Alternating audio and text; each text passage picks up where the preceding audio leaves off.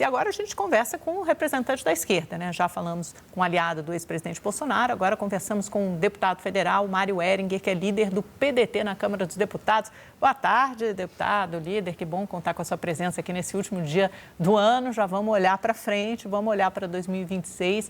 Eu acho que podemos abrir falando de ano eleitoral, de perspectivas. Como é que o senhor está vendo esse cenário se desenhar? O senhor deve ter acompanhado o finalzinho dessa entrevista aí do deputado Biratan Sanderson, né? Falando da consolidação da candidatura de Flávio Bolsonaro, que ele classificou, até citando o senador, como algo irreversível. Como é que fica a esquerda? Como é que ficam as chances do presidente Lula? O senhor acha que é um candidato que o presidente terá mais facilidade, como a própria esquerda normalmente pensa, de superar do que um governador de direita, como Tarcísio de Freitas? O senhor acha que esse cenário está dado ou ele é muito dinâmico e essa candidatura da direita ainda tende a mudar, ainda pode mudar?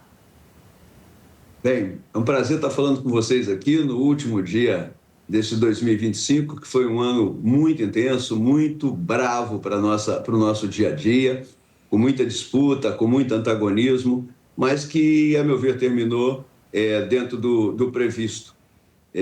Eu sei que é muito difícil a gente fazer exercício de futurologia, mas, sem dúvida nenhuma, a candidatura dividida pela direita, ela facilita a candidatura do campo progressista. Eu não tenho dúvida nenhuma disso, porque essa divisão, ela já deixa, desde o momento da divisão, ela deixa mágoa, ela deixa mal-estar, ela deixa incompreensão, e isso, com certeza, vai repercutir no resultado eleitoral. Eu não tenho medo nenhum de fazer esse tipo de previsão.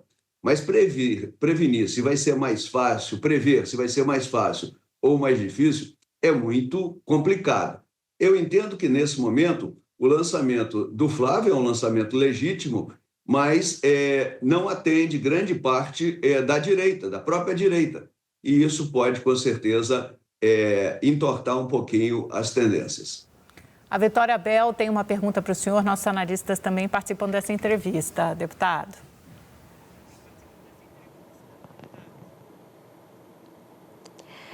Oi, Amanda. Eu queria perguntar para o líder do PDT, olá, líder, bom falar com o senhor durante o recesso parlamentar também, em relação a como que o PDT estava na base governista do presidente Lula. Depois da saída do ministro Lupe do Ministério da Previdência, vocês chegaram a romper com o governo Lula, saíram da base governista na Câmara dos Deputados, agora parecem se reaproximar do PT, inclusive até por conta das conjunturas locais nos governos dos estados. Queria entender se o PDT agora está efetivamente de volta na base governista de Lula, na Câmara dos Deputados, ou segue como partido independente?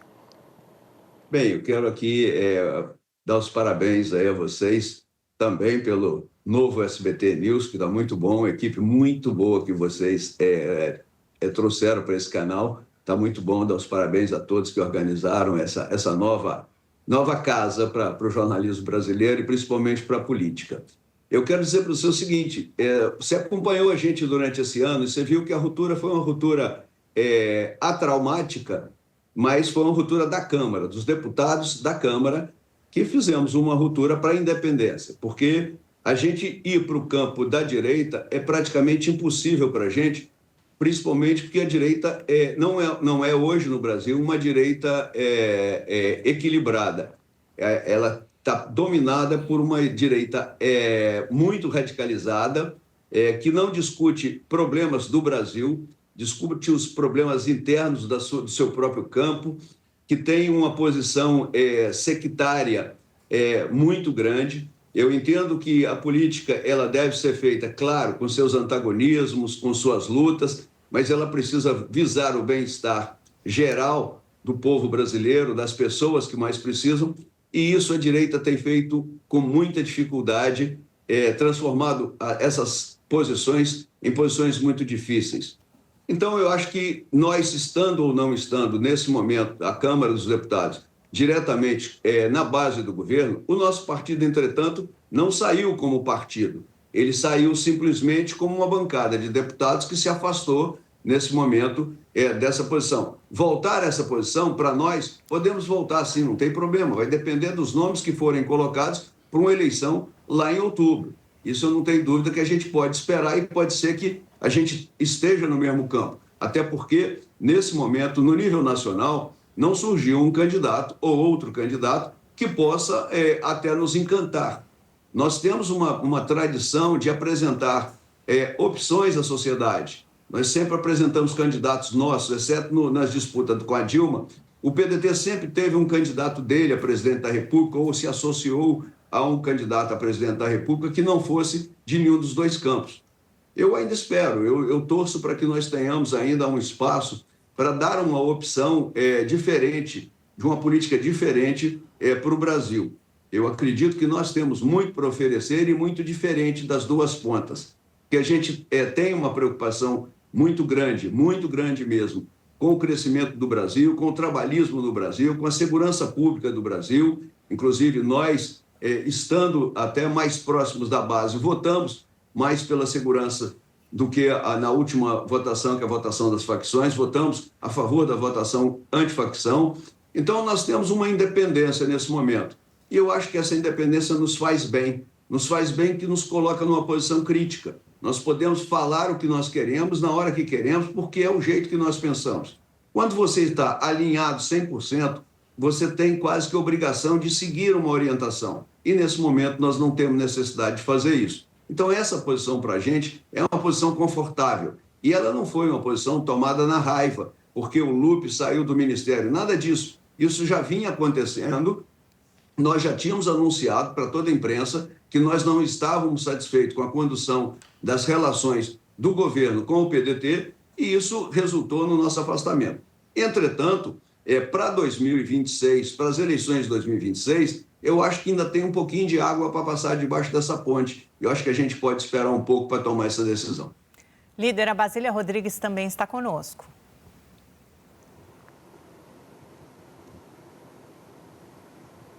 Oi, líder, tudo bem? Apesar de você falar que é um partido independente, não está mais na base, tudo bem, o PDT segue no comando do Ministério da Previdência. Na resposta anterior, o senhor usou a palavra encantamento, né? Que está difícil encontrar um candidato que encante a população. E me pareceu que esse desencantamento é dos dois lados, não só de quem vota, mas também de quem está exposto ali nas urnas eletrônicas.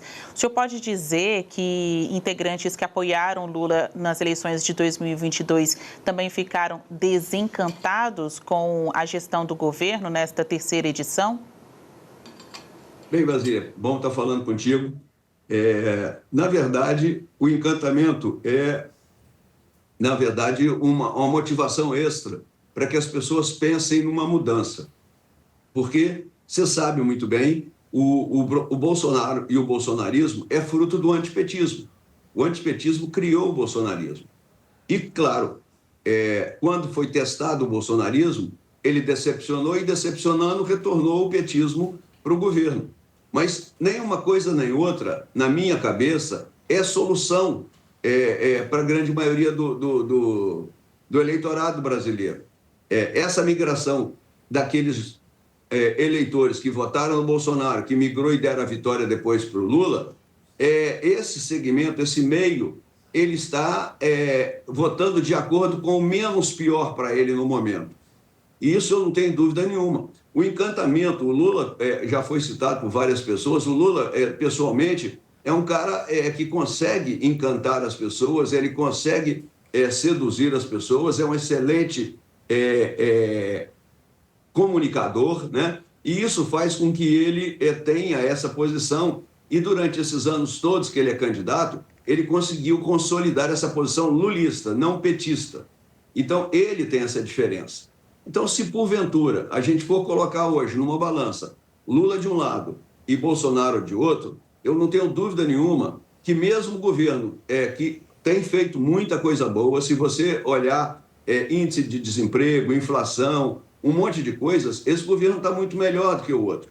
Mas tem a insatisfação também com uma série de coisas. E uma das coisas que eu vejo com que mais incomoda a população com relação a esse governo é exatamente a questão da segurança, que não vem sendo tratada com a dureza e firmeza que todo brasileiro quer. Por ser progressista, não quer dizer que nós vamos proteger pessoas que estão cometendo erros e que estão fazendo coisa errada, bandidos, por exemplo. E esse estigma tem pairado sob o PT, porque é uma posição que o PT não conseguiu fazer ideologicamente o discernimento entre o que é mesmo o que a população quer e que eles querem. Eu costumo dizer e seguir a orientação do meu líder maior, era Leonel Brizola, que dizia que quando você não sabe para onde ir, vá para onde o povo estiver.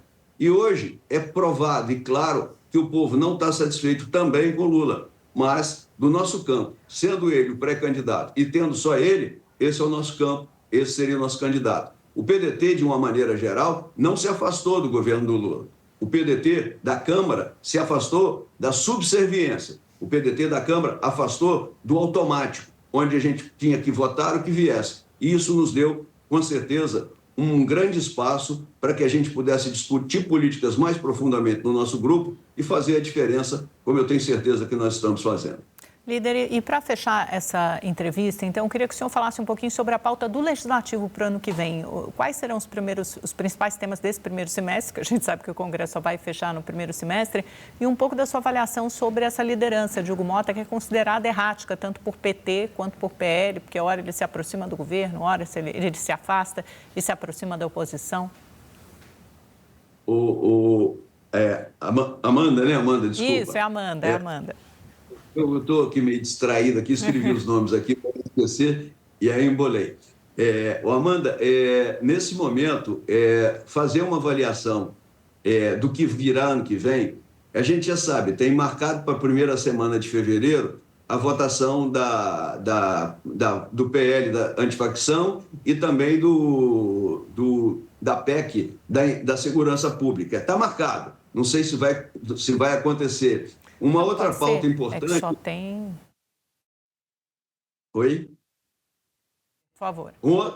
Uma outra pauta importante é a pauta da reforma administrativa, que também tem muita luta para ser feita. Mas eu devo lembrar que, além de ser um ano eleitoral, é um ano que só vai começar no final de fevereiro, porque começa o processo legislativo normal no início de fevereiro, uma semana depois tem o Carnaval, passa o Carnaval comendo mais ou menos uma semana e meia do nosso trabalho, e a gente efetivamente voltará de vez e definitivamente à Câmara lá para o dia 24, 25 de fevereiro.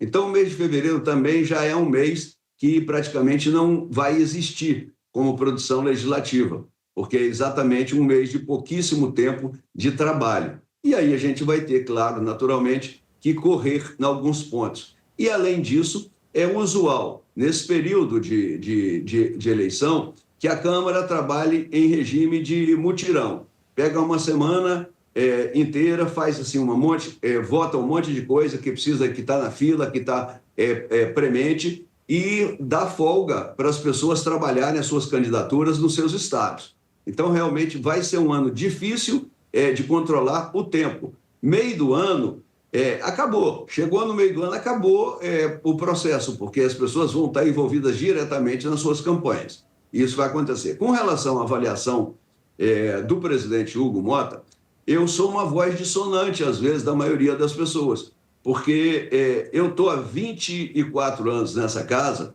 e eu não vi nenhum ano qualquer de qualquer presidente que tivesse tanta confusão, tanta decisão difícil para ser tomada e, claro, foi briga em cima de briga, foi luta em cima de luta. Ele pegou a Câmara mais antagonizada de todos esses 24 anos que eu passo aí dentro.